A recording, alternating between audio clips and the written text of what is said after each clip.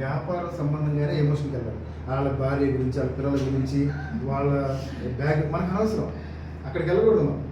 Sir మీ పిల్లలు ఈ చదువులో ఉన్నారు, వీళ్ళకి అది ఆ ఏజ్కి ఇది బాగుంటుంది, లేదా మీరు ఈ ఏజ్లో ఉన్నారు, మీరు రిటైర్ అయితే ఇది బాగుంటుంది. ఇది ఎమోషన్ టచింగ్ అనమాట. ఇంతకు మించి వెళ్ళకూడదు. బాండింగ్ అనేది కస్టమర్తో మనకి ఎలా ఉండాలి అంటే, మనం ఎప్పుడు ఫోన్ చేసినా కస్టమర్ లిఫ్ట్ చేసేలాగా ఉండాలి.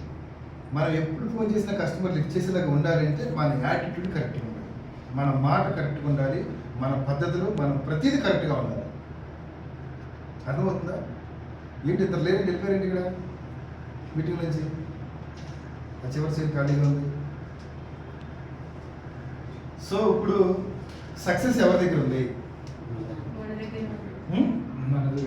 ఇప్పుడు నేనేం చెప్పినా మన మీటింగ్ ప్లేయర్లో సక్సెస్ పీపుల్తో జర్నీ చేస్తే ఎలా ఉంటుంది, ఆ సక్సెస్ మనతో ఉంటుంది అని చెప్పాను కదా. ఇప్పుడు సక్సెస్ పీపుల్ ఎవరు ఇక్కడ అంటే, సేల్ చేస్తే డబ్బులు వస్తేనే సక్సెస్ కాదు. నీ యాటిట్యూడ్ కరెక్ట్గా ఉంది, నువ్వు కరెక్ట్గా వ్యాపారం కనుక చేస్తూ ఉంటే ఎత్తుకుంటే సక్సెస్. నువ్వు ఒక కస్టమర్ని, ఒకే కస్టమర్ని 10 రోజులు ఫాలోఅప్ చేసావు. ఎగ్జాంపుల్ చెప్పు.